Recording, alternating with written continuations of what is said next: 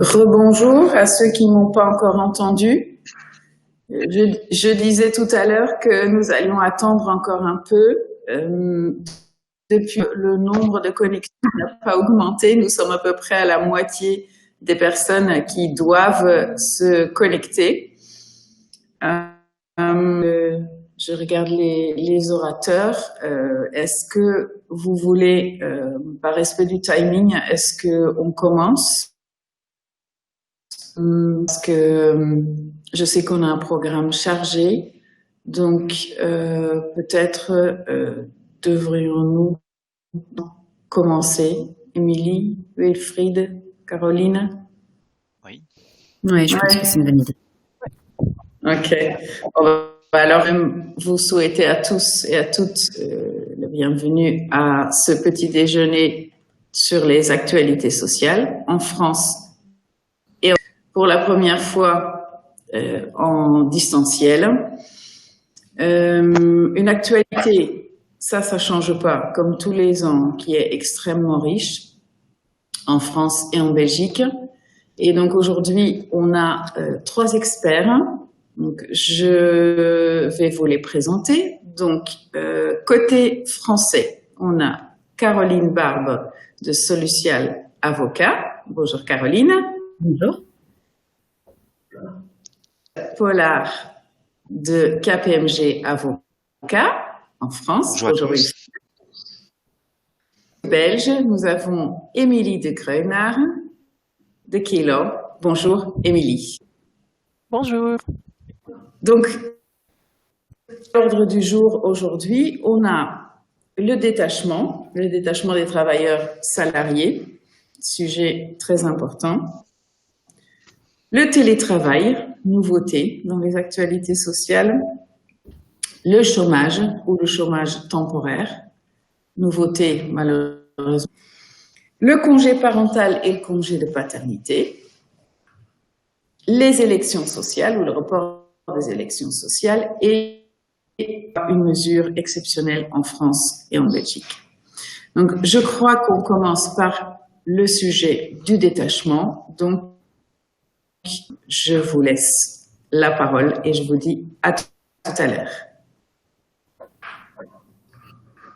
Bonjour à tous. Effectivement, on a voulu profiter de l'actualité de cet été en France pour rebalayer un petit peu ensemble le sujet du détachement de travailleurs entre États membres et en particulier entre la France et la Belgique parce que c'est un sujet toujours d'actualité. Je crois que les derniers chiffres qui datent de 2017 disaient qu'il y avait à peu près 515 000 ou 520 000 travailleurs détachés en France en 2017. Donc c'est pour vous dire que c'est une réalité et on le sait quand on est à la frontière franco-belge, c'est une réalité économique et c'est une réalité qui est encadrée au niveau européen par des directives et notamment une directive de 2018 qui devait être transposée dans tous les États membres au plus tard au 31 juillet 2020. Alors s'agissant de la France, on avait déjà eu une ordonnance en février 2019 qui était venue apporter un certain nombre de précisions suite à cette directive. Et cet été, on a eu les derniers textes qui manquaient pour la transposition complète de cette directive. On a eu un décret fin juillet et un arrêté du même jour qui sont venus en fait intégrer dans le droit français le principe d'égalité de traitement qui est désormais posé par la directive après 12 mois de présence sur le territoire. Donc c'est l'occasion pour nous de reparler un petit peu aujourd'hui du détachement et de voir ce qui reste pareil et ce qui a changé.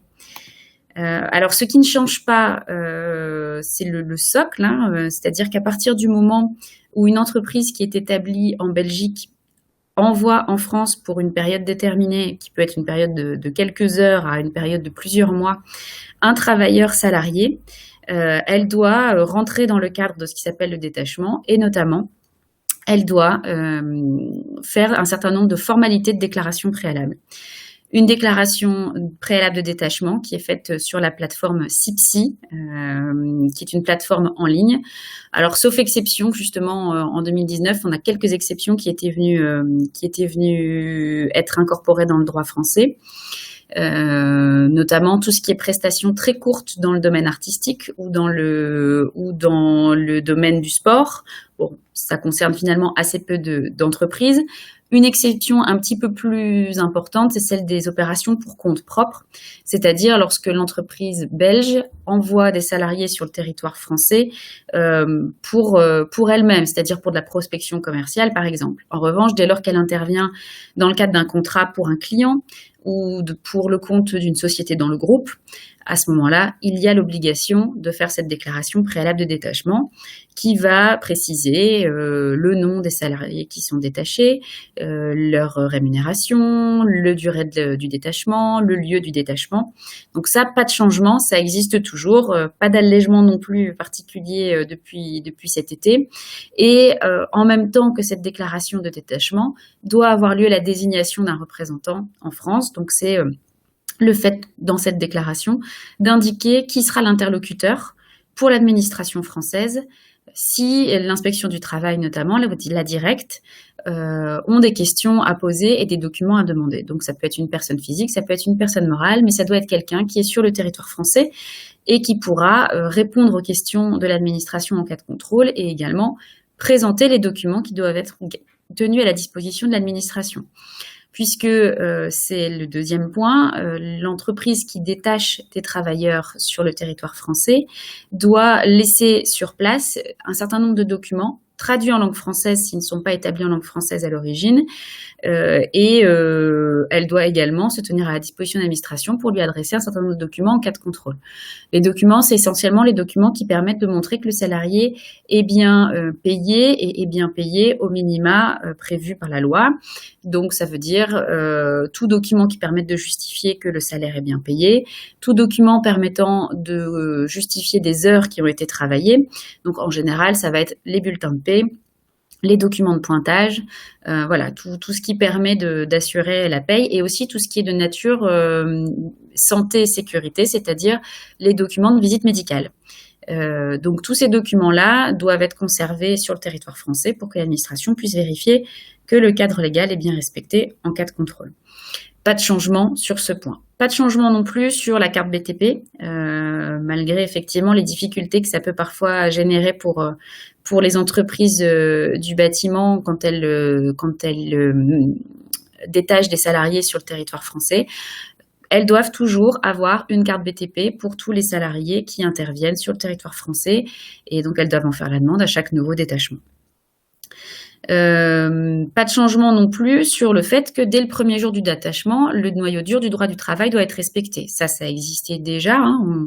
Parfois, on croit que détachement égale salaire inférieur aux salaires légaux en France. Non, détachement égale paiement de des cotisations sociales dans le pays d'origine. Donc effectivement, là-dessus, il peut y avoir un gros delta entre ce que payerait une entreprise affiliée à la sécurité sociale française et une entreprise qui est dans un autre pays et paye sa sécurité sociale dans un autre pays.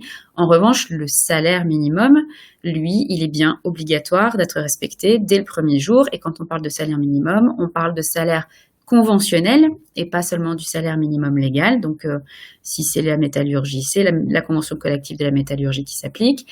Et respect évidemment de la durée du travail. Donc, par exemple, l'interdiction de principe de travail du dimanche et les dérogations légales sont applicables. Les majorations pour les heures supplémentaires sont applicables, ce qui veut dire que si un salarié détaché travaille plus que 35 heures, on doit tenir compte des heures supplémentaires et de leur majoration pour vérifier que le salaire minimum est bien respecté. Donc tout ça, pas de changement, c'est bien applicable à tout travailleur qui vient sur le territoire français, même pour une durée finalement très courte.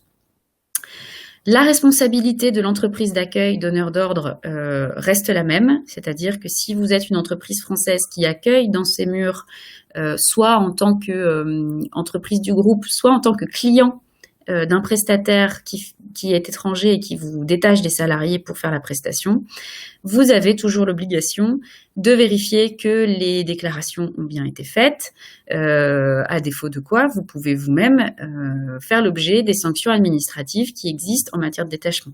Sanctions administratives qui n'ont pas bougé non plus, elles sont toujours à 4 000 € par infraction. C'est-à-dire que si vous avez 3 salariés détachés pour lesquels aucune déclaration n'a été faite et aucune désignation de représentant n'a été faite, vous allez faire 3 salariés fois 2 manquements, puisque vous aurez l'absence de désignation d'un représentant et l'absence de déclaration préalable, fois 4 000. Donc, ça fera 24 000 € potentiels de sanctions administratives, avec un maximum de 500 000 €, mais vous voyez que ça reste quand même des sommes potentiellement très élevées pour des obligations finalement purement administratives de déclaration, qui sont pas forcément très compliquées à respecter, même si elles sont un petit peu fastidieuses pour l'entreprise qui détache, surtout si c'est pour du détachement de courte durée.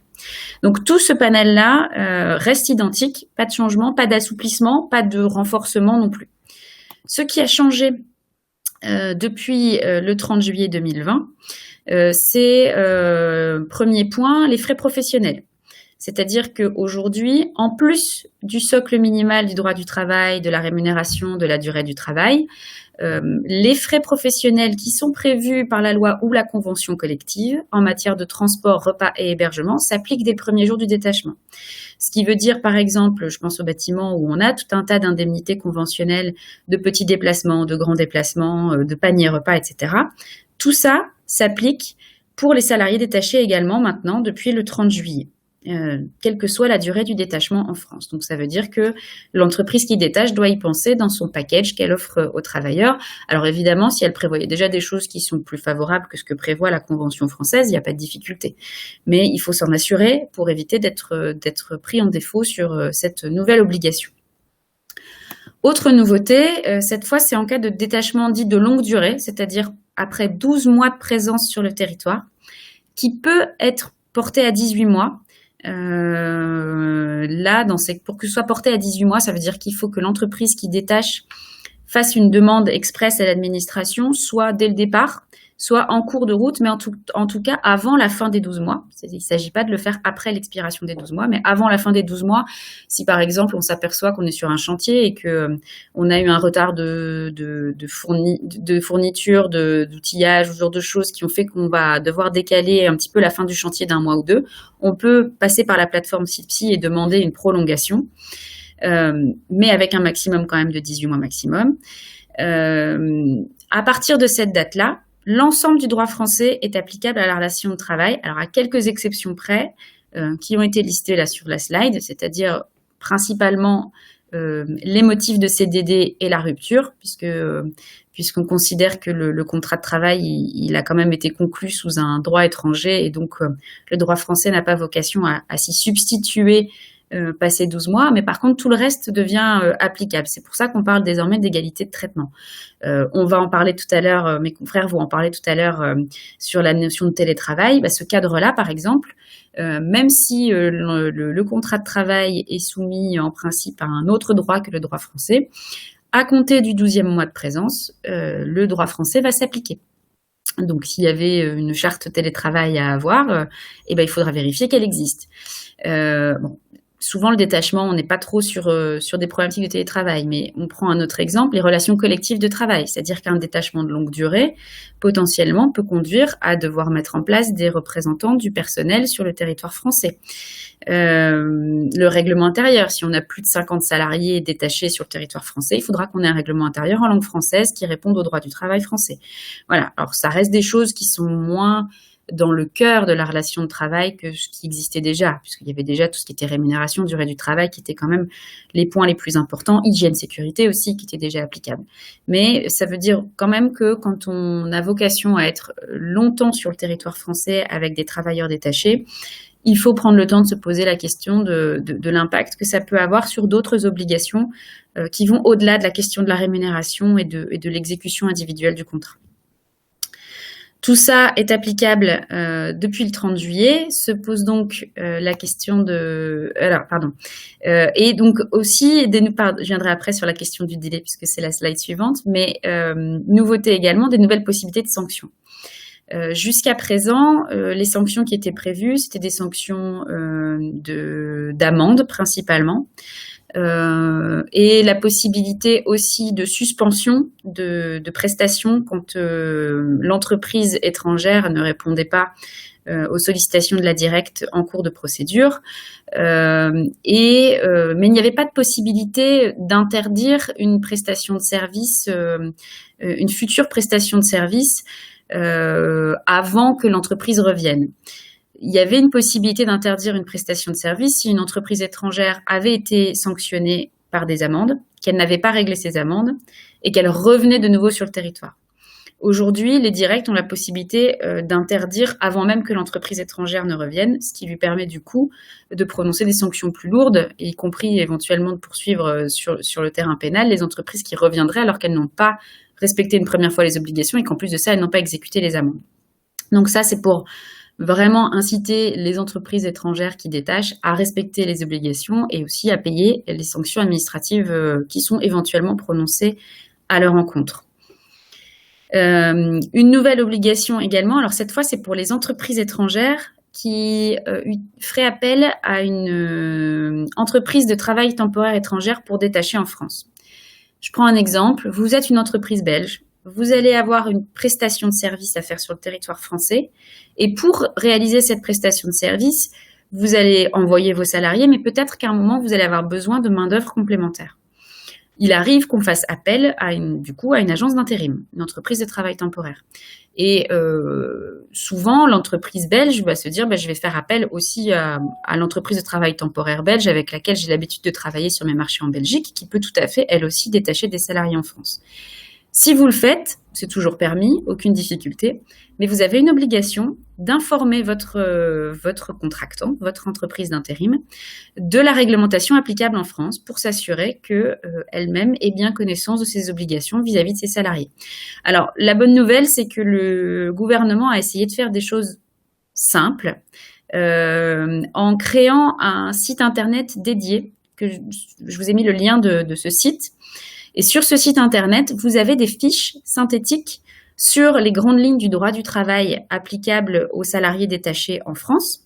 Et elles sont faites dans plusieurs langues. Donc ça, c'est quand même un outil très utile. Les principales langues de l'Union européenne sont représentées. Vous avez de l'anglais, vous avez du néerlandais, vous avez du grec, de l'allemand, de l'espagnol. Enfin, voilà. Donc ça, c'est quand même un bel outil qui peut même être utile pour toute entreprise belge qui souhaite avoir une activité en France, parce que même si elle n'a pas d'entreprise de travail temporaire, je pense que c'est un bon outil pour aller un petit peu prendre des informations sur les grandes lignes du droit du travail qui s'appliquent aux salariés qui travaillent sur le territoire français. Donc c'est pour ça que je vous ai mis le lien, parce que ça peut être un outil pratique et utile dans les prestations sur le territoire français. Et donc, la question qui se pose, c'est 12 mois à compter de quand, puisque on a dit tout ça s'applique à compter du 30 juillet. Est-ce que ça veut dire que rien ne s'applique avant le 30 juillet 2021 ? Eh bien non, puisque oui, s'il y a des détachements à compter du 30 juillet, les 12 mois commencent au 30 juillet, mais s'il y avait déjà des détachements en cours, évidemment, il y a une sorte d'application rétroactive, puisque les 12 mois commence à compter du début du détachement. Donc, si vous aviez un salarié qui était détaché depuis le 1er janvier 2020, c'est à partir du 1er janvier 2021 qu'on va considérer que l'ensemble du droit français s'applique, sauf rupture, CDD, etc. De même, si on a une succession de salariés détachés sur le même poste, la notion de remplacement, c'est le détachement initial qui va être pris en compte pour apprécier cette durée de 12 mois et pour éviter justement qu'il parfois il y ait un jeu de certaines entreprises de changer de salarié à 11 mois et 15 jours systématiquement, alors qu'en fait c'est la même prestation, c'est le même poste, et d'éviter du coup un contournement des règles sur le sujet. Donc, je passe la main à Émilie pour la partie belge. Merci beaucoup. Bonjour tout le monde. Moi, je vais parler d'abord la transposition de la directive en Belgique et puis ensuite encore 5 autres sujets avec mon collègue Wilfried Pollard. Et là, on va regarder la partie française, mais aussi la partie belge. Mais commençons d'abord avec la transposition de la directive en Belgique, pardon. C'est un sujet actuel puisque bon, les États membres ont donc dû transposer cette directive avant la fin du mois de juillet 2020. La Belgique l'a fait lors d'une loi du 12 juin 2020 et comme déjà expliqué, bon, en fait, la directive prévoyait quelques notions importantes, par exemple la notion de rémunération au lieu de salaire minimal, le fait que l'employeur doit s'il prévoit un hébergement, ça doit être sous les mêmes conditions pour les salariés détachés et aussi la notion importante de dépenses de voyage, de logement et de nourriture, un concept qui n'est donc plus inclus, je vais dire, dans la rémunération, mais qui doivent être payés encore séparément. En Belgique, quelles sont les conséquences de cette transposition? Ben, en fait, ça ne change pas beaucoup puisque la Belgique, de toute façon, avait déjà transposé l'autre directive de façon assez large. Donc, ce qu'on voit maintenant, c'est que c'est plus clair que les conventions collectives qui sont rendues obligatoires sont de toute façon d'application lors de cette première période de 12 mois. Et aussi, c'est clair que toujours encore les lois sociales qui prévoient une sanction pénale sont aussi encore d'application lors de cette première période de 12 mois. Il y a bien sûr des exceptions, par exemple en ce qui concerne la pension complémentaire, tout ce qui concerne le fait de conclure et de résilier un contrat de travail. Donc ce sont des règles qui ne seront pas d'application. Si jamais le détachement dépasse les 12 mois, alors les conditions de travail et de l'emploi de la Belgique seront d'application, ce qui est donc encore plus large que ce qui est d'application lors de les 12 premiers mois. Nouveau, les mêmes exceptions, tout ce qui concerne le fait de conclure et de résilier un contrat de travail, les clauses de non-concurrence, etc., ne seront donc pas d'application. En Belgique aussi, il peut y avoir une prolongation, donc la première période de 12 mois peut être prolongée de 6 mois, s'il y a un motif pour le faire. Et ici aussi, on calcule la date ou la durée, disons, de 12 mois, même avant le 30 juillet, donc avant que la directive devrait même être transposée. On prend aussi en compte le détachement qui était déjà en cours.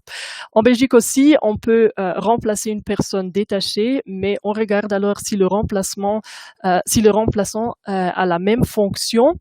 Alors, on prendra en compte les 2 périodes pour donc éviter qu'on va remplacer une personne qui serait détachée et que bon, toutes les règles après les 12 mois ne seraient pas d'application. Sachez qu'en Belgique aussi, il y a des règles spécifiques pour le travail intérimaire, donc le fait ici aussi de devoir informer à ce sujet. Et en Belgique aussi, il existe un site web de l'SPF Emploi, Travail et Concertation où la Belgique mentionne aussi les règles les plus importantes en Belgique en cas de détachement. Maintenant, on passe au deuxième agenda et ici, on va regarder 5 sujets, le télétravail, le chômage ou chômage temporaire, le congé parental et le congé de paternité ou de naissance, les élections sociales et des mesures exceptionnelles qui sont prises suite à la crise sanitaire. On va toujours regarder d'abord la partie française et je passe maintenant la parole à mon collègue Wilfried.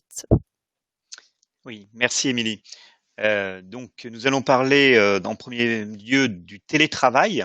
Donc, télétravail qui donc fait l'objet d'une actualité importante pour le moment, puisque nous avons des négociations qui ont été entamées par les partenaires sociaux le 22 septembre dernier.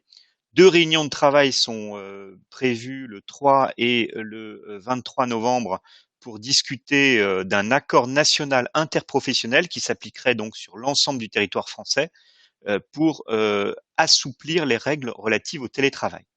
Alors, qu'est-ce que c'est le télétravail? Ben, le télétravail, c'est un travail qui aurait pu être exécuté dans les locaux de l'entreprise, mais l'est en dehors de ces locaux de façon volontaire. On insiste sur le caractère volontaire en utilisant les dernières techniques de l'information et de la communication. C'est l'article L1222-9 du Code du travail qui le régit. Il peut être bien sûr occasionnel ou habituel. Alors, comment est mis en place le télétravail en France? De deux façons. Par accord collectif.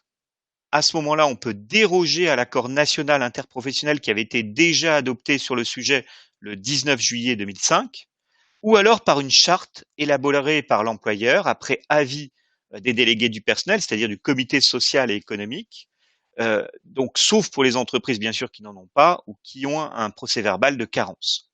La charte, par contre, ne peut pas déroger aux dispositions de l'accord national interprofessionnel, dans un sens en tout cas moins favorable. Et donc, il est nécessaire de se référer à l'accord dans ce cas de figure. Mais il est aussi possible de mettre en place le télétravail. C'est une troisième voie qui a été particulièrement développée ces derniers mois par un accord individuel entre l'employeur et le salarié. Et là, la jurisprudence considère que cet accord peut être effectué par tout moyen, échange d'écrits, contrat de travail, témoignage. Alors, dans le cadre de la Covid-19, eh bien, de la menace d'épidémie, il y a un texte, l'article L1222-11 du Code du travail, qui prévoit la possibilité de mettre en place le télétravail sans formalisme particulier. C'est un aménagement du poste du travail qui est rendu nécessaire pour assurer la continuité de l'entreprise, donc on assouplit les règles dans ce cas de figure. Est-ce que le salarié est obligé d'accepter le télétravail? Est-ce qu'il peut refuser? Est-ce que l'employeur est obligé d'accepter une demande du salarié de mettre en place le télétravail? Alors, l'employeur n'est jamais obligé d'accepter une demande de télétravail. Il faut savoir quand même que dans certains cas de figure, la médecine du travail demande à l'employeur de mettre en place le télétravail. Et donc là-dessus, la jurisprudence vérifie les raisons qui ont conduit l'employeur à refuser de mettre en place le télétravail. Donc il faut que ça soit un refus motivé. Si jamais c'est le salarié qui demande le télétravail, l'employeur peut donc toujours refuser. Par contre, si c'est l'employeur qui veut imposer le télétravail, le salarié peut refuser de travailler à domicile et d'y installer ses dossiers et instruments de travail. Ça résulte de questions-réponses qui ont été posées par le ministère le 28 juillet 2020. Et ce refus ne peut justifier un licenciement de la part de l'employeur.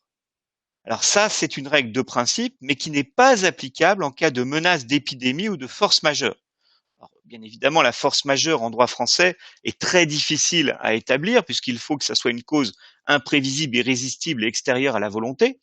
Mais en cas de menace d'épidémie, vous pouvez effectivement, en tant que chef d'entreprise, imposer aux salariés le télétravail, en tout cas temporairement.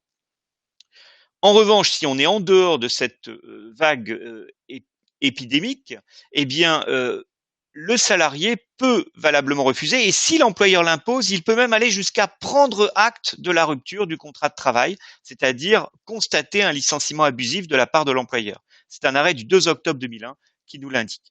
Alors, le gouvernement a bien sûr préconisé au maximum le télétravail, dans les entreprises où cela est possible, dès lors qu'on dispose des moyens de l'installer. Si on ne l'a pas, si on n'a pas ces moyens, on n'est pas contraint de le mettre en œuvre. Cette décision de mise en place du télétravail ne doit pas cependant être discriminatoire et doit reposer sur un critère objectif. Par exemple, on peut très bien imaginer qu'un employeur va décider de mettre en place le télétravail pour certains salariés qui travaillent en région parisienne et ont des temps de trajet importants le matin qui les contraignent à devoir emprunter les transports en commun. Alors, beaucoup de salariés se sont habitués à cette forme de pratique professionnelle pour des raisons économiques, géographiques, familiales, par exemple un père de famille ou une mère de famille qui veulent s'occuper de leur enfant, sportives, voire associatives, et c'est une forme de travail qui est très populaire. Nous, ce que l'on propose, c'est de faire signer un avenant contractuel aux salariés, même si cela n'est pas obligatoire, parce que cela évite les contentieux. L'employeur peut alors vérifier la conformité du lieu de travail, des installations électriques, Et il peut y avoir, par exemple, une attestation sur l'honneur du collaborateur sur les conditions dans lesquelles il pratique le télétravail, et ça lui permet d'avoir des garanties, notamment pour la sécurité du collaborateur au niveau des installations électriques, par exemple. Le télétravail peut se faire dans tout lieu, y compris à l'étranger, il n'y a pas de difficulté. Et je rappelle que la consultation du CSE est obligatoire sous peine de délit d'entrave pour la mise en place du télétravail. Donc délit d'entrave, 7 500 € d'amende et 1 an d'emprisonnement potentiellement.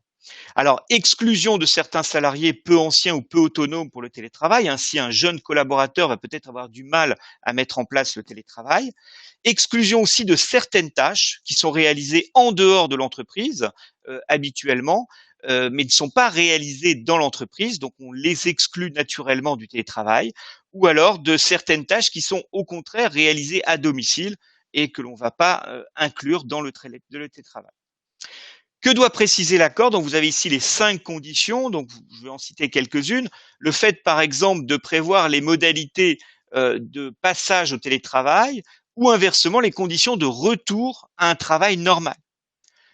Aussi, les modalités d'accès du télétravailleur handicapé à ce télétravail, par exemple. Ou les modalités de contrôle du temps de travail et de limitation de la charge de travail. En dehors de ces 5 règles, le télétravail peut être mis en place de façon libre. Alors bien évidemment, le télétravailleur a les mêmes droits que le salarié normal au niveau de la durée du travail. Comme l'a précisé ma collègue, elle s'applique 35 heures sur la semaine, 48 heures maximum avec les heures supplémentaires, 44 heures sur 12 semaines, un repos quotidien de 11 heures et les règles sur la sécurité et la santé. Il faut noter que le télétravailleur doit avoir un entretien chaque année sur sa charge de travail, c'est obligatoire. Et on doit contrôler notamment qu'il n'est pas isolé par rapport à sa hiérarchie ou aux autres salariés. Voilà, donc l'employeur peut aussi prendre en charge les frais du télétravailleur, c'est même parfois obligatoire si c'est l'employeur qui a demandé le télétravail. Le salarié doit être indemnisé donc de tout ce qui est frais liés à l'utilisation de son domicile, à l'adaptation du local, les frais informatiques, de connexion et les fournitures qu'il peut utiliser, le papier, l'encre. C'est un arrêt du 7 avril 2010 qui nous le rappelle. En revanche, lorsqu'il s'agit de l'achat de matériel informatique ou périphérique, l'exonération qui pourrait résulter de ces frais exposés par l'employeur est limitée d'après une circulaire de l'administration à 50% du coût. Il peut y avoir une indemnisation forfaitaire et donc l'URSSAF admet dans une décision du 18 décembre 2019 que soit versée une somme de 10 € pour une journée de télétravail par semaine, 30 € pour 3 jours par semaine. Voilà. En cas de volonté de retour à un travail normal du salarié, l'employeur n'est pas obligé de faire immédiatement droit à la demande. En revanche, il doit donner la priorité aux collaborateurs. Alors simplement 2 mots sur la négociation en cours du 22 septembre. Donc il s'agit pour les partenaires sociaux, donc tous les syndicats d'employeurs et de salariés, surtout de vérifier que des mesures soient prises sur des problèmes de couverture de réseau pour qu'il y ait une égalité entre les télétravailleurs, pour lutter contre l'isolement et la surcharge de travail. Et on attend avec impatience le résultat de leurs travaux qui certainement réformera en profondeur cette pratique très utile. Voilà. Merci. En Belgique, alors, le télétravail reste bien évidemment aussi un sujet actuel. Lors de la crise, beaucoup de salariés ont dû travailler de chez eux et on voit même après qu'il y a encore un grand souhait auprès des travailleurs de pouvoir travailler quelques jours chez eux. Même les sociétés, il y a certaines sociétés qui se demandent s'ils doivent encore prévoir des bureaux pour leurs salariés. La question se pose maintenant si toutes les entreprises ont bien une police au sein de l'entreprise, et là on voit que c'est pas toujours le cas. C'est pourquoi on souhaiterait quand même encore une fois vous expliquer quelles sont les règles de télétravail en Belgique. En fait, il existe différents concepts de télétravail en Belgique. D'abord, on a le travail à domicile, puis on a le télétravail avec deux formes. On ne va pas discuter du secteur public ici, et je vous rappelle aussi qu'il y a une obligation d'information et de consultation du conseil d'entreprise, le cas échéant, mais ici, on ne va pas non plus rentrer en détail là-dessus. Commençons d'abord avec le travail à domicile. Vous verrez qu'il y a une croix rouge au-dessus, donc dans le titre, parce que notamment c'est le télétravail qui est une forme de travail à domicile et pas l'inverse. Donc juste pour vous montrer que c'est en fait un peu l'inverse. Le télétravail en Belgique, c'est un travail qui est effectué du domicile ou de tout autre endroit choisi par le salarié et sans qu'il y ait un contrôle direct de l'employeur. C'est un régime qui n'existe pas pour les travailleurs mobiles, par exemple les représentants de commerce, etc., parce qu'eux ils bénéficient d'un autre régime particulier. Il faut toujours avoir un contrat, donc le travail à domicile nécessite un contrat qui est là avant que la personne commence l'exécution de son travail. Il faut y mentionner quelques clauses obligatoires, par exemple le lieu ou les lieux de travail et oui, comment va se passer le remboursement des frais. Si jamais il y aurait rien dans le contrat, il y a une règle qui prévoit qu'à défaut, un forfait de 10% de la rémunération sera accepté, sauf s'il y a encore une preuve du salarié que ces frais sont même encore plus élevés. La sanction, s'il n'y a pas de contrat ou si les mentions obligatoires hors alors de la clause relative au remboursement des frais, parce que là, on a un régime à défaut. Donc, mais s'il n'y aurait pas de contrat ou si les autres mentions obligatoires ne seraient pas incluses dans le contrat, alors le travailleur a le droit de résilier le contrat sans délai de préavis ni indemnité. Alors, le télétravail en Belgique, c'est le deuxième concept. Ça nécessite toujours les technologies de l'information. C'est un travail qui est effectué hors des locaux de l'employeur, mais qui pouvait y être effectué. Le télétravail est toujours effectué de façon régulière et non occasionnelle et ici, ce régime n'est pas d'application pour les travailleurs mobiles non plus. Ici aussi, il faut avoir un contrat avant l'exécution du travail et il faut mentionner ici aussi quelques clauses obligatoires comme le lieu de travail, notamment quelque chose par rapport aux heures pendant lesquelles le travailleur peut faire appel à un support technique, la fréquence du télétravail et aussi une clause relative au remboursement des frais.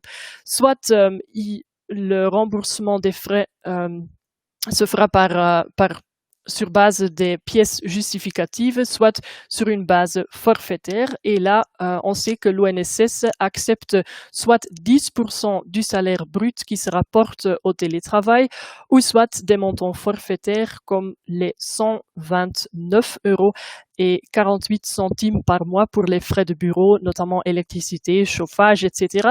Et ce sont des montants qui peuvent être cumulés avec les 20 € par mois si jamais le travailleur utiliserait son propre PC ou sa propre connexion d'Internet.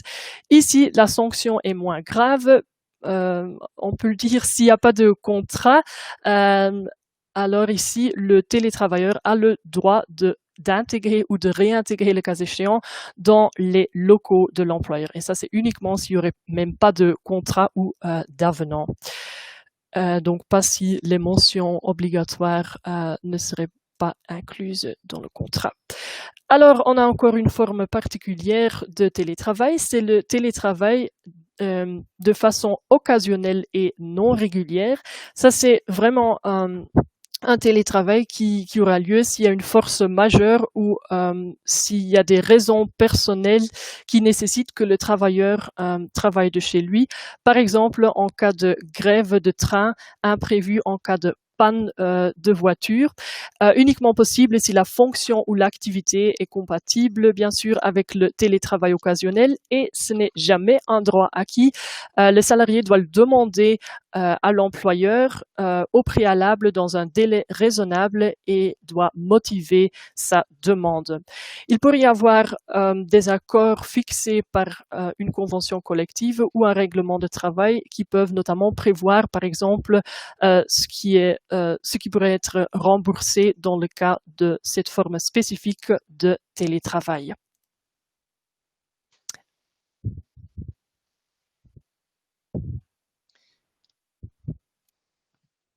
Oui, alors maintenant nous allons voir donc ce que l'on appelle le chômage partiel en France, mais aussi surtout, enfin d'après les textes, l'activité partielle, c'est le vrai terme juridique.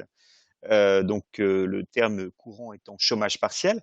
Donc l'activité partielle, eh bien, a fait l'objet de plusieurs réformes, bien évidemment, avec la période du Covid. Alors, la première chose que l'on va examiner, c'est l'activité partielle euh, de droit commun, en quelque sorte, qui a été mise en place à la suite de l'épidémie de Covid. Donc c'est un dispositif qui a été profondément réformé pour l'épidémie de Covid. L'objectif est de permettre aux employeurs de diminuer ou de supprimer le temps de travail des salariés pendant la semaine, sous réserve bien sûr d'une autorisation préalable de l'administration. Et donc l'employeur, par l'activité partielle, va déroger à une de ses obligations fondamentales, qui est de verser le salaire et de garantir le temps de travail en faisant en sorte que le contrat soit suspendu. Bien évidemment, cela évite les licenciements économiques et ça évite de perdre les compétences des collaborateurs pendant cette période de difficulté. Alors, tout employeur de droit privé est concerné, y compris les sociétés étrangères cotisant en France, et tout salarié est concerné en contrat de travail à durée indéterminée, en contrat de travail à durée déterminée. Et alors, depuis le 1er mars, c'est une nouveauté qui était applicable en 2020, eh bien, les salariés en forfait peuvent bénéficier aussi du chômage partiel. En revanche, les cadres dirigeants et les salariés détachés ne peuvent pas bénéficier de ce dispositif qui permet donc de mettre en place un contingent de 1607 heures indemnisées par an. Il faut faire en fait une déclaration chaque mois du nombre d'heures par salarié. Alors, c'est une demande qui est déposée auprès de l'administration, auprès de la directe du lieu d'exécution du contrat de travail. Et alors, habituellement, avant, le chômage partiel, c'était un délai de 15 jours pour accepter. Et s'il n'y avait pas de réponse, c'était une acceptation tacite. Là, avec la période de Covid, on a réduit le délai d'acceptation à 2 jours. Mais nous venons d'avoir un décret du 29 septembre qui a été adopté par l'administration et qui rétablit aujourd'hui le délai de contrôle de 15 jours. Ce qui permet à l'administration de mieux vérifier les dossiers de chômage partiel qui sont déposés. Et donc ce délai est applicable maintenant depuis le 1er octobre. Et donc le chômage partiel s'applique bien sûr pour les salariés classiques qui travaillent dans l'entreprise et qui n'ont plus d'activité, mais il a été étendu donc à d'autres catégories de personnes, les salariés donc vulnérables ou cohabitant avec des salariés vulnérables et les parents d'enfants non scolarisés du fait du confinement. Alors, on a supprimé le dispositif pour le public vulnérable, sauf pour les formes très graves d'infection de personnes vulnérables, comme des cancers évolutifs. Et donc, le décret du 29 août 2020 a maintenu pour certaines personnes ce dispositif de chômage partiel, mais pas pour d'autres. En fait, on a transféré de la sécurité sociale au dispositif chômage partiel un certain nombre de prises en charge de salariés. On a maintenu aussi le dispositif pour les salariés parents d'un enfant de moins de 16 ans non scolarisable en raison de la période de Covid. Ça a été supprimé pendant un temps au mois de juillet. Ça vient d'être rétabli par l'administration récemment. Donc, on peut en bénéficier dans ce cas. Alors, qu'est-ce que c'est le chômage partiel? C'est simple. L'employeur verse une indemnité au salarié qui est de 70% de son salaire brut et il peut avoir un remboursement de cette indemnité. Alors, c'était 70% du salaire brut auparavant, dans la limite de 4,5 fois le SMIC. Là, ça a été réduit depuis le 1er juin 2020 à 60% du salaire brut. Et donc, il y a un remboursement qui est effectué le mois suivant par l'État. Cette somme est exclue des cotisations, puisque l'URSSAF considère que dans la mesure où il s'agit d'un revenu de remplacement, il n'y a pas de cotisation sociale à payer sur cette somme, sauf la CSG-CRDS pour un taux de 6,70%, qui effectivement pourra effectivement réduire le coût pour l'entreprise. Alors, dans certains secteurs, ce taux de 60% qui est maintenant applicable a été relevé, a été majoré à 70%. Il y a 49 secteurs qui ont été prévus initialement, le tourisme, l'hôtellerie, la restauration, les sports, la culture, etc. Il y a 46 autres secteurs qui ont été qui ont bénéficié de cette majoration de l'indemnité de chômage partiel, dès lors qu'ils ont eu une baisse de 80% de leur activité entre le 15 mars et le 15 mai 2020. Et là encore, un décret du 10 septembre vient d'ajouter 7 nouveaux secteurs pour bénéficier de cette prise en charge majorée. Il faut rappeler qu'un salarié en chômage partiel peut avoir un cumul avec un emploi dans un autre secteur. C'est-à-dire, il peut très bien être en chômage partiel pour une entreprise A et aller travailler dans une autre entreprise B pendant sa période de chômage partiel, sous réserve de respecter la loyauté et la non-concurrence. Alors, ce dispositif, c'est celui qu'on voit à l'heure actuelle. Mais à partir du 1er novembre, il va y avoir un nouveau dispositif qui va se mettre en place, qui est l'activité partielle de longue durée. Donc, l'activité partielle de longue durée, c'est en fait une synthèse entre l'ancien dispositif de chômage partiel et le dispositif Covid. Ça se met en place par un accord d'entreprise obligatoire. Il y a des secteurs où on a vu des accords individuels par entreprise signés, ou alors par une charte, une décision unilatérale, qui met en place un accord de branche. Et on a 2 grands secteurs qui ont adopté cet accord de branche à l'heure actuelle, la métallurgie, encore récemment le Syntec, donc les bureaux d'études techniques, le 10 septembre dernier. Et donc, ce dispositif doit être mis en place entre le 31 juillet 2020 et le 30 juin 2022. Et ça concerne tous les contrats CDD ou CDI. Donc voilà. Et donc, on a repoussé son application au 1er novembre. Et donc, il faut des conditions d'application, c'est-à-dire qu'on doit avoir dans l'accord collectif, après bien sûr consultation du CSE qui est obligatoire, donc des délégués du personnel, on doit avoir un préambule avec un diagnostic sur l'entreprise, une réduction de l'horaire qui ne peut pas dépasser 40%, c'est-à-dire la prise en charge est plafonnée à 40% et 50% à titre exceptionnel dans certains secteurs, une durée d'application qui est d'au plus de 24 mois et des engagements en termes d'emploi et de formation professionnelle. Alors bien sûr, les modalités d'information des syndicats. Alors attention, les engagements en termes d'emploi, c'est un élément fondamental. C'est-à-dire que c'était un peu open bar auparavant sur le chômage partiel pour les entreprises. Il n'y avait pas d'engagement à respecter depuis le mois de mars. Là, aujourd'hui, on va demander aux entreprises des engagements très concrets pour mettre en place le chômage partiel. On peut faire la demande donc par voie dématérialisée. C'est le préfet du département qui prend la décision. Et donc on a un dépôt à faire et on a une réponse de l'administration dans les 15 jours pour un accord d'entreprise et dans les 21 jours pour l'homologation d'une décision unilatérale. Et le silence de l'administration vaut acceptation ou homologation selon qu'il s'agit d'un accord ou d'une décision unilatérale pour 6 mois renouvelables.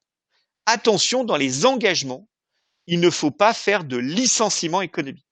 C'est-à-dire qu'une entreprise qui recourt au chômage partiel, mais qui par ailleurs licencie pour motif économique le salarié qui en a bénéficié, eh bien serait amenée, d'après le décret du 28 juillet 2020, à rembourser les aides. Alors ce dispositif a quand même été allégé récemment, puisque le gouvernement s'est rendu compte que certaines entreprises pouvaient effectivement avoir des difficultés soudaines dans le cas du chômage partiel, et donc ça a été assoupli lorsque effectivement la situation économique de l'entreprise s'est dégradée par rapport à celle qui était analysée au moment de la mise en place du chômage partiel. N'oubliez pas qu'il y aura un bilan qui devra être envoyé par l'employeur à l'administration à la fin de la période de 6 mois et qu'un diagnostic actualisé devra être mis en place pour le chômage partiel. Voilà. Merci. En Belgique, le chômage temporaire reste également un sujet actuel. Le régime de chômage temporaire pour force majeure, tel qu'il existe existait lors de la crise est actuellement encore en vigueur. Donc, ce régime a été prolongé du 1er septembre jusqu'au 31 décembre 2020, mais uniquement pour certains secteurs et certains employeurs qui sont particulièrement touchés par la crise. Et il s'agit notamment des secteurs qui sont encore particulièrement touchés par les mesures restrictives du ministre de l'Intérieur ou qui peuvent prouver au moins 20% de jours de chômage temporaire au deuxième trimestre de 2020 par rapport au nombre déclaré à l'ONSS. Pour pouvoir faire recours à ce régime, il faut introduire une nouvelle demande via un formulaire. Les autres secteurs qui ne sont pas particulièrement touchés doivent recourir alors au principes comme on les connaît, donc le chômage pour force majeure ou le chômage pour cause économique, tout en sachant que les conditions de chômage temporaire pour cause économique ont été assouplies jusqu'au 31 décembre de cette année et peuvent prévoir une suspension totale ou partielle de 24 ou 34 semaines pour les employés. Pour les ouvriers, il y a même encore un autre régime. Récemment, en Belgique, la CCT numéro 148 a été conclue et cette convention collective prévoit en fait une administration un peu simplifiée dans le sens qu'il ne faut plus avoir une CCT au niveau du secteur ou de l'entreprise pour pouvoir recourir au chômage temporaire pour cause économique et ce jusqu'au 31 décembre 2021. La CCT prévoit également une allocation complémentaire de 5,63 €, mais ouais, cette allocation peut être plus élevée si prévue au niveau du secteur. Alors, on passe au sujet du congé parental et le congé de paternité et je passe la parole à Wilfried. Oui, merci.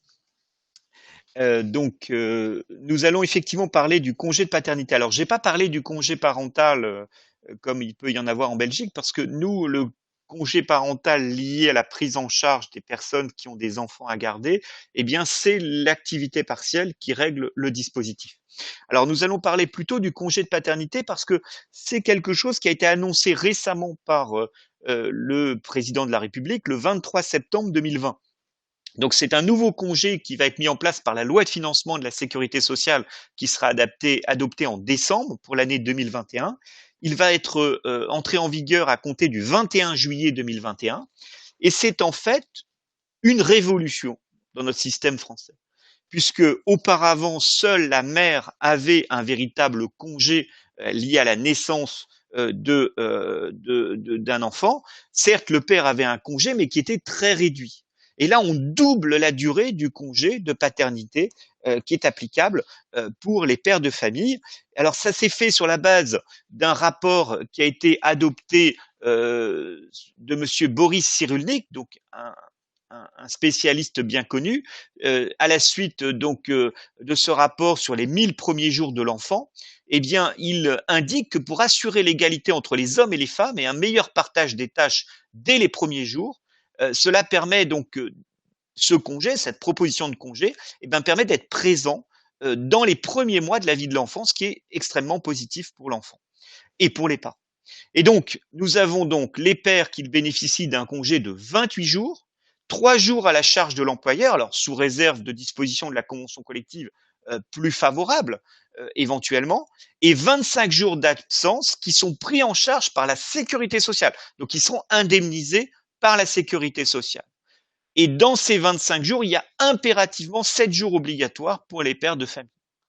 Donc c'est après la naissance de l'enfant et ça remplace donc les 14 jours qui sont applicables à l'heure actuelle. Alors j'ai voulu parler aussi d'un autre congé qui lui est déjà en vigueur, puisqu'il est entré en vigueur récemment le 1er juillet 2020, c'est le congé décès de l'enfant.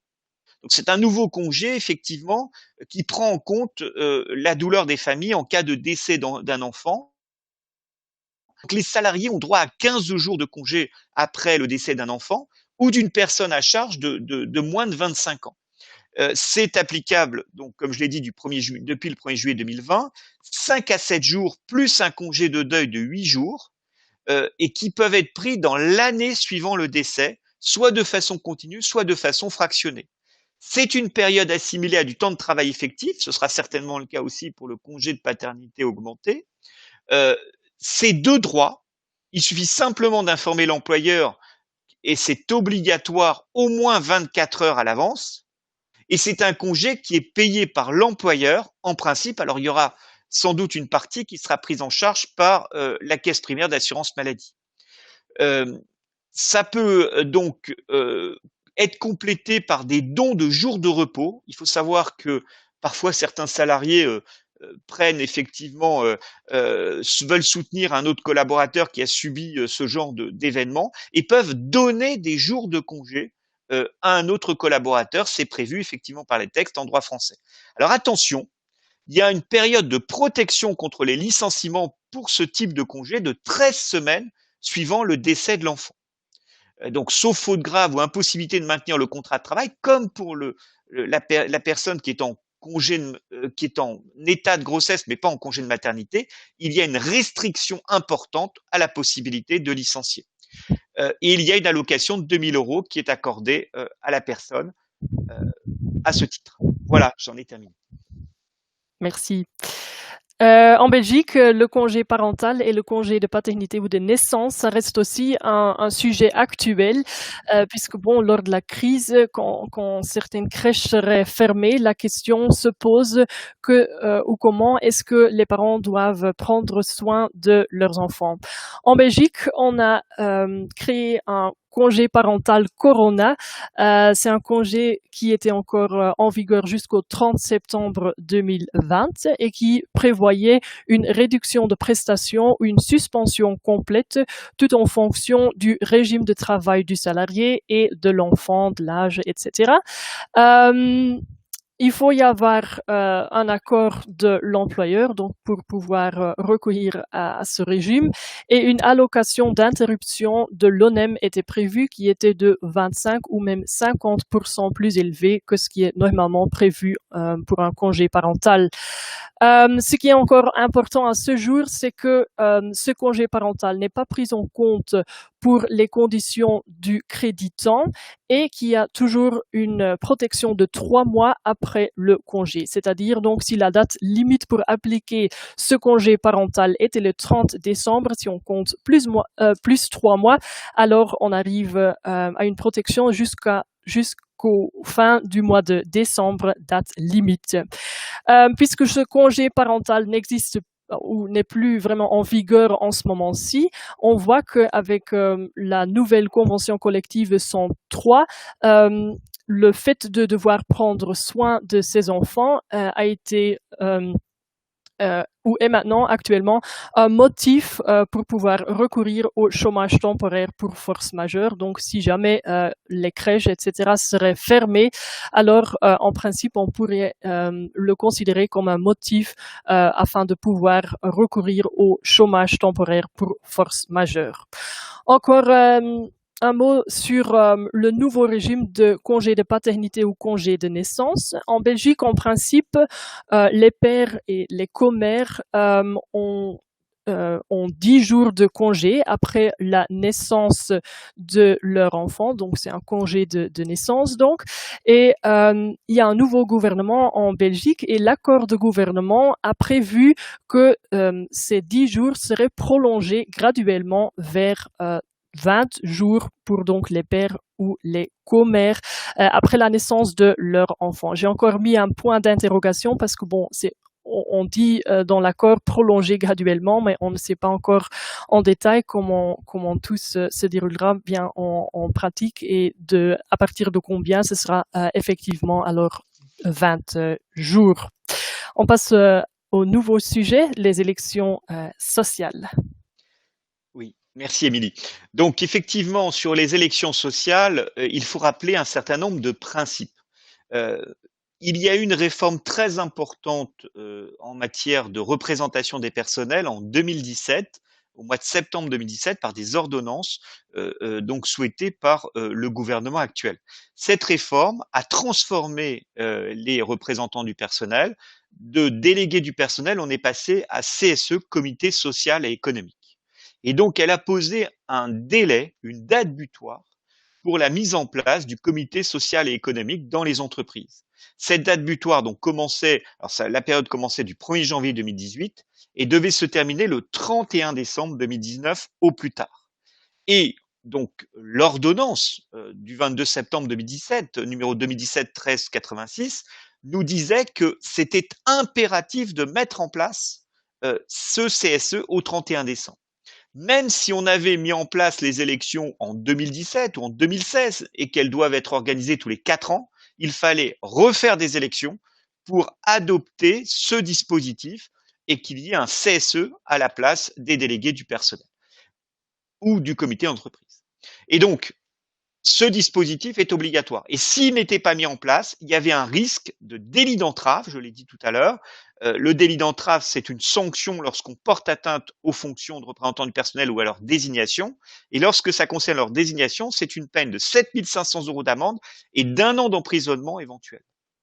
Alors je rassure, il n'y a pas beaucoup d'emprisonnement de chefs d'entreprise en cas de délit d'entrave. Mais cette sanction, elle existe. Et il faut donc le mettre en place. Alors, se poser la question de savoir, avec le Covid, comment on fait? Parce qu'on ne peut pas réellement organiser des élections au sein de l'entreprise.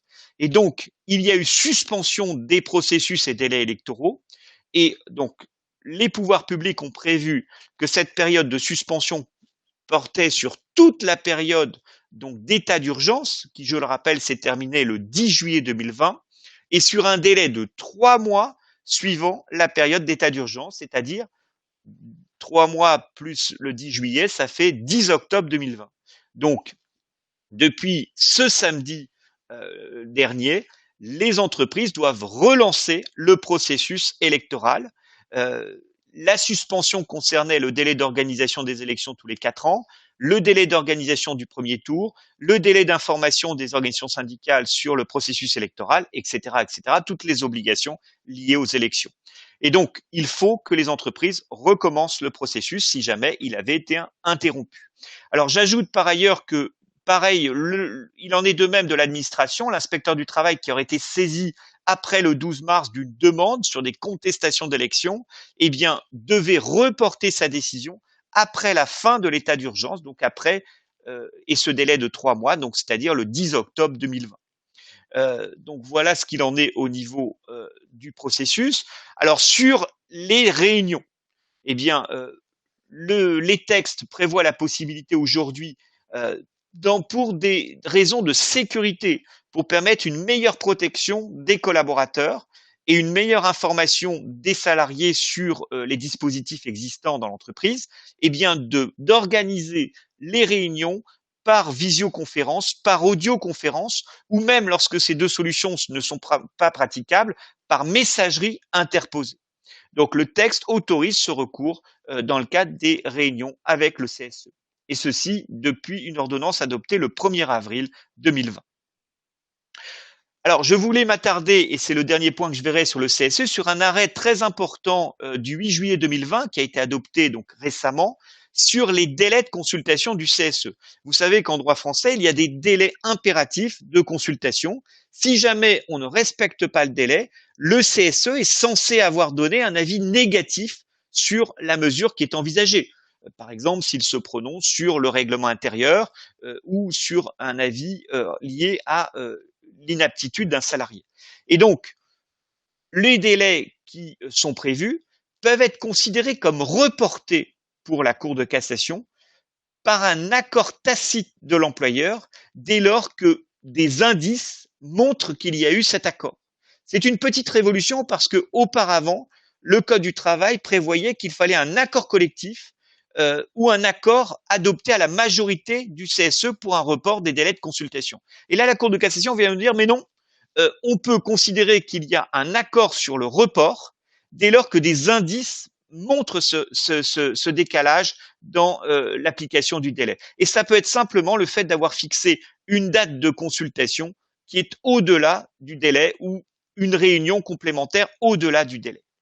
Dernier point que je voulais voir, c'est n'oubliez pas que les délais ne sont considérés comme achevés que à partir du moment où le CSE a eu toutes les informations nécessaires pour pouvoir se prononcer. C'est un arrêt du 28 mars 2018. Si on n'a pas donné toutes les informations au CSE, on ne peut pas indiquer qu'il a été valablement consulté. Voilà ce que je souhaitais dire. Merci. En Belgique, les élections sociales ont aussi été reportées. Il y a eu une suspension de la procédure. Comme vous le savez, peut-être en Belgique, il existe donc un calendrier impératif avec les jours X et Y, Y étant le jour des élections. À partir du jour X plus 36, le calendrier a été suspendu et ce jour X plus 36 a été reporté jusqu'au mois de septembre ou octobre en fonction de la date des élections. Donc, la dernière chose qu'on pouvait encore faire avant le confinement, c'était en fait la première présentation des candidatures, jour X plus 35. Il y a une exception, si jamais il y aurait des sociétés qui ont commencé la procédure, mais il n'y a pas de liste de candidats au sein de ces entreprises, alors ils pouvaient quand même, ou ces entreprises pouvaient quand même encore poursuivre les formalités nécessaires afin donc de tout terminer, parce qu'il y aura de toute façon pas d'élection au sein de ces entreprises. Le jour Y, c'est donc la date des élections, a été reportée du 11 mai ou 24 mai, donc ça dépend, c'est une période pendant laquelle les élections pouvaient avoir lieu. Donc du mois de mai, ça a été reporté jusqu'au mois de novembre 2020. Vous verrez aussi qu'il y a un lien, on a créé au sein de notre cabinet un lien qui permet d'avoir un calendrier un peu dynamique, comme ça vous verrez en fonction de la date d'élection, quelles sont les obligations à remplir. Les conséquences de la suspension, ça engendre effectivement d'autres reports dans toute la procédure, même pour la contestation des listes et tout sera reporté, sauf par contre les conditions d'éligibilité seront encore toujours déterminées à la date des élections telles qu'initialement prévues, donc avant le confinement et avant donc, disons, la suspension de la procédure. Ça vaut aussi pour donc les nouveaux candidats. Pour les conditions d'éligibilité, rien ne change et donc le report n'est pas d'application. Comment fonctionnent alors les organes de concertation? Les organes qui sont qui existent actuellement encore, vont en fait continuer à fonctionner, et ce jusqu'au jour Y plus 45. C'est en fait le dernier jour pour la première réunion des nouveaux organes de concertation. Il y a une prolongation donc de la durée des mandats et de la protection contre le licenciement pour les candidats qui seraient actuellement des représentants de personnel. J'ai aussi ajouté un point sur le calcul de la partie variable, puisque donc ces personnes ont donc une protection contre le licenciement. Si jamais ils seraient quand même licenciés, alors ils ont droit à une rémunération dont une partie est une partie fixe et une autre partie est une partie variable. Pour faire le calcul de cette partie variable, il faut tenir compte de la durée du mandat. Mais comme vous voyez, les mandats sont prolongés ici. Et donc, pour faire le calcul de cette partie variable, ici, on va tenir compte de la date de licenciement avant ou après le 17 mars 2020. Donc, c'est important de savoir ça pour pouvoir compter la partie variable. En ce qui concerne alors la protection, donc il y a différentes hypothèses. D'abord, il y a les candidats qui seraient élus en 2016 ou qui ne seraient pas élus en 2016 pour la première fois et qui ne sont pas des candidats en 2020. Alors leur protection de 4 ans va courir jusqu'au jour Y plus 45. Donc c'est la date limite pour la première réunion au sein des organes de concertation, donc les nouveaux organes élus par les élections de 2020. S'il n'y a pas de procédure d'élection qui a été commencée en 2019, alors la protection des représentants représentants de personnel qui sont encore toujours actifs en ce moment, se terminera 6 mois après le nouveau jour Y, donc 6 mois après le nouveau jour des élections. Et s'il y a par contre des candidats pour les élections en 2020, leur protection est en principe de 4 ans, donc ça veut dire que leur protection à partir de leur élection va courir jusqu'au jour Y plus 46 nouveau, mais alors en 2024. Donc c'est la date limite pour la réunion des nouvelles organes de concertation en 2024 alors. Et c'est pour les gens qui seraient élus maintenant ou qui ne seraient pas élus maintenant, mais pour qui ce serait que la première fois. Si jamais les candidats ne seraient pas élus en 2020 et avant, donc lors des élections sociales en 2016, alors la protection est de 2 ans à partir donc de la nouvelle date d'élection. Sachez que les candidats qui n'ont pas encore été présentés avant la suspension, donc ils ne seraient que présentés après la suspension de la procédure, mais pour ces personnes, la protection ne va pas non plus courir lors de la suspension. Donc, alors on a en fait 2 périodes, mais pas, elle va pas courir lors de la suspension. C'est une règle un peu spécifique pour eux. Alors, on arrive déjà au dernier sujet, ou une mesure exceptionnelle prise suite à la crise, mais j'ai compris que Wilfried, vous allez discuter de 2 mesures en France. Voilà, effectivement. Merci, Émilie. Oui, j'ai voulu aborder 2 mesures parce que c'est 2 mesures importantes au profit des salariés, bien évidemment, mais qui peuvent aussi aider l'employeur à repartir dans cette période difficile. Alors, la première mesure, c'est la prime PEPA, prime exceptionnelle de pouvoir d'achat, ou encore appelée prime Macron, qui avait été adoptée en 2019. Et qui était prévu, le versement pouvait être fait dès le mois de décembre. Et en fait, avec la Covid qui est apparue, eh bien, finalement, le gouvernement a relancé le dispositif en prévoyant des décalages dans le versement. Ça devait être versé au plus tard le 30 juin, ça pouvait être versé au 31 août. Et là, la loi de finances rectificative du 30 juillet 2020 prévoit la possibilité de la verser jusqu'au 31 décembre. Et ça peut être un très bon dispositif pour les entreprises. Alors, c'est un montant de 1 000 €, 2 000 € si on a un accord d'intéressement adopté en 2020. Donc, certaines entreprises ont adopté un accord d'intéressement pour 1 année afin de bénéficier du maximum de la prime. Et cette prime a l'avantage d'être exonérée de toute charge et de tout impôt. Donc, c'est du net dans la poche du salarié. Et ça, c'est très intéressant pour l'entreprise. Donc, on peut donc la verser effectivement en une fois avant le 31 décembre 2020 ou la verser en plusieurs fois. Il y a certaines entreprises qui en ont versé une partie, par exemple, au 30 juin et qui se disent finalement, pour relancer un petit peu la motivation des collaborateurs, je vais verser d'autres montants dans la limite de 1 000 € par salarié. Donc, toutes ces échéances devront de toute façon être versées au plus tard le 31 décembre pour être exonérées. Alors, l'enjeu, c'est de bénéficier de l'exonération. Il y aura de multiples contrôles, bien sûr, de l'URSSAF à ce sujet. On peut verser une somme à tout le monde. Ça peut être 300 €, ça peut être 500, ça peut être 1 000, mais on peut aussi mettre des critères. Et ces critères ont été fixés par le texte. C'est les seuls critères valables. Si on ne respecte pas ces critères, en cas de contrôle URSSAF, il y aura un redressement. Donc, les critères, c'est les conditions de travail liées au Covid. Si la personne a travaillé pendant la période du Covid, c'est normal qu'elle soit récompensée parce qu'elle a pris des risques. Donc, ça peut être ces conditions de travail sur la période donc du 16 mars jusque éventuellement au 10 juillet. La rémunération. On fait varier la somme en fonction de la rémunération des collaborateurs. La classification, si la personne est agent de maîtrise, cadre ou employé. La durée de présence effective, si la personne n'a pas été absente. Mais attention, la durée de présence, c'est obligatoirement dans les 12 mois qui précèdent le versement. Ou la durée du travail du collaborateur, s'il est à temps partiel, il a moins que s'il est à temps complet. Et ce sont les seuls critères limitatifs pouvant être appliqués. On peut combiner plusieurs critères, mais on ne peut pas prévoir d'autres critères. C'est-à-dire que si on prévoit une condition d'ancienneté, c'est pas valable. Si on prévoit en fonction du type de contrat, les apprentis n'y ont pas droit, ça n'est pas valable. Ou en fonction du statut, un étudiant n'y aurait pas le droit, ça n'est pas valable.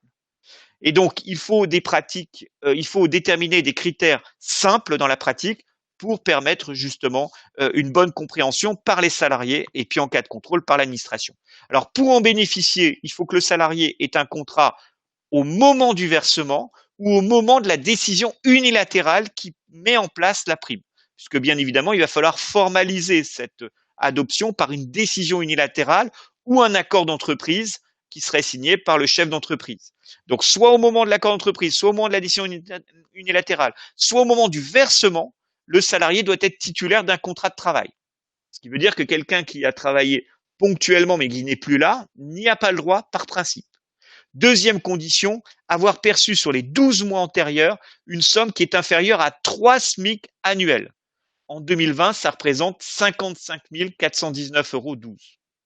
Mais ce sera la même somme en 2019 si une partie a été versée en 2019. Donc voilà. Et je voulais aborder une deuxième mesure importante pour les entreprises, c'est la création d'une nouvelle maladie professionnelle. Eh bien oui, la Covid, a créé cette nouvelle maladie professionnelle par un décret du 14 septembre 2020, qui est un nouveau tableau dans le code de la sécurité sociale, puisque vous savez qu'en droit français, nous avons des maladies professionnelles qui sont regroupées dans le code de la sécurité sociale sous la forme de tableaux. Il y a des conditions à la prise en charge. Si les conditions sont respectées, la caisse primaire d'assurance maladie, eh bien, indemnise le salarié de façon beaucoup plus importante que pour une maladie simple. Et donc, cette maladie professionnelle a été créée, avec un régime spécial, c'est le tableau numéro 100. Et pour le régime agricole, donc un régime spécifique, c'est un tableau numéro 60. Les trois conditions pour cette maladie professionnelle, c'est une affection respiratoire. Alors, le texte dit affection respiratoire aiguë confirmée par un examen biologique avec oxygénothérapie. Il faut avoir travaillé en présentiel, donc ça ne concerne pas par définition le télétravailleur. Et il faut avoir déclaré cette maladie dans les 14 jours. Pour les soignants, il y a une présomption d'imputabilité. Alors bien évidemment, cette maladie professionnelle, elle est faite principalement pour les soignants, pour les gens qui ont transporté des malades, pour les gens qui interviennent en clinique, en hôpitaux. Mais elle peut concerner aussi d'autres collaborateurs qui auraient été exposés à la maladie en entreprise. Il faut donc une analyse de ces conditions et si ces conditions sont remplies, il y a reconnaissance. Par contre, il est possible que des personnes aient contracté cette maladie avant le décret. La loi n'est pas rétroactive. Donc, si c'est avant le décret du 14 septembre, eh bien, on va passer par un comité, le comité régional unique de reconnaissance de la maladie professionnelle. C'est un comité spécifique qui a été créé par le gouvernement pour justement mettre en place une procédure de reconnaissance facilitée de la maladie professionnelle. On sait qu'en France, lorsque les conditions ne sont pas réunies, eh bien, c'est ce comité qui détermine si effectivement on répond à ces conditions. Alors, dernière petite remarque et après j'en ai terminé, Émilie, c'est simplement, ça pose des problèmes, cette reconnaissance de la maladie professionnelle, parce que on se demande, mais ceux qui sont en contact avec une personne qui a été contaminée, pourquoi ils ne bénéficient pas du même régime favorable? Ça n'est pas juste. Ainsi, les contacts indirects devraient pouvoir bénéficier aussi de cette prise en charge. Et puis, cette maladie professionnelle est reconnue certes pour les salariés qui travaillent dans des cliniques, dans des hôpitaux, mais pas pour les médecins libéraux ou les cabinets de médecins libéraux. Et ça pose encore des difficultés. Il faudra peut-être approfondir cette réglementation. Voilà ce que je souhaitais dire. Merci. Pour la Belgique, je souhaiterais juste encore vous parler d'une mesure exceptionnelle prise suite à la crise, et c'est le chèque de consommation. Le chèque de consommation, c'est un chèque que l'employeur peut accorder à son ou ses salariés et qui est en fait exonéré sur le plan fiscal et de la sécurité sociale si certaines conditions sont réunies. Par exemple, il faut avoir une CCT au niveau du secteur ou au niveau de l'entreprise, ou le cas échéant, une convention écrite individuelle. Chaque chèque ne peut qu'avoir une valeur nominale maximum de 10 € et la valeur totale des chèques par travailleur serait de 300 € au maximum. Le chèque doit toujours être délivré au nom du travailleur et sera valable jusqu'au 7 juin 2021. Les chèques peuvent être émis jusqu'au 31 décembre 2020. Sachez qu'on ne peut pas échanger ce chèque en espèces et on ne peut pas accorder ce chèque en remplaçant la rémunération des primes ou d'autres avantages. Ces chèques, on peut les utiliser dans les secteurs de l'ORECA ou les commerces de détail spécifiques, aussi dans le secteur culturel et pour faire quelque chose dans les associations sportives. Sachez que pour les chèques consommation électronique, il y a encore quelques conditions supplémentaires pour que ces chèques puissent bénéficier donc de l'exonération au plan fiscal et de la sécurité sociale, c'est que le travailleur doit pouvoir vérifier le solde et la durée de validité et que ces chèques doivent toujours être mis à disposition par un éditeur agréé tel que Sodexo, Moniz et Denret. Et il pourrait y avoir aucun coût supplémentaire pour le travailleur. Donc, même si c'est un chèque de consommation électronique, pas de coût supplémentaire pour les travailleurs, sauf en cas de perte ou de vol. L'employeur peut choisir en fait à qui il va accorder ces chèques, mais il ne peut bien sûr pas agir de façon discriminatoire. Donc il peut moduler un peu les conditions pour les accorder, mais il ne peut jamais, bien sûr, agir de façon discriminatoire. Sachez aussi que ces chèques sont exclus de la norme salariale. Et oui, comme ça, on arrive à la fin de la présentation. Si jamais vous auriez encore des questions, je les ai pas vues passer, donc je pense que c'est qu'il y en a pas qui sont posées. Mais si jamais vous auriez encore des questions, vous voyez ici nos coordonnées. Je passerai la parole à Madame De Backer. Merci. Merci, Émilie. Donc, moi, je tiens tout d'abord à vous remercier, vous les orateurs. Donc, Caroline Barbe pour qui est intervenue tout au début concernant le détachement, avec Émilie de Gruyner, donc qui est intervenue pour Kelo, et Wilfried Pollard, qui est intervenu pour KPMG Avocat. Je pense que nous avons eu un très bel complet, très détaillé des actualités sociales en France et en Belgique. Donc, bien évidemment, nos orateurs restent à votre disposition pour répondre directement à vos questions par mail si vous le souhaitez ou si vous le souhaitez maintenant. Et pour ma part, donc, je vous donne rendez-vous pour le prochain webinaire qui est aussi un classique, donc le dernier de l'année et qui traite des actualités en France et en Belgique, qui aura lieu le mardi 8 décembre. Et je pense que nous pouvons dire que ce sera en distanciel. Donc le mardi 8 décembre, dernier webinaire de cette année en France et en Belgique. Autre question, il me reste à vous remercier d'avoir été là ce matin. Encore une fois, je remercie nos orateurs. Je souhaite à tous et à toutes une excellente journée et prenez bien soin de vous. À bientôt. Au revoir. Merci Patricia. Merci à vous. Bonne journée à vous. Merci beaucoup. Au revoir.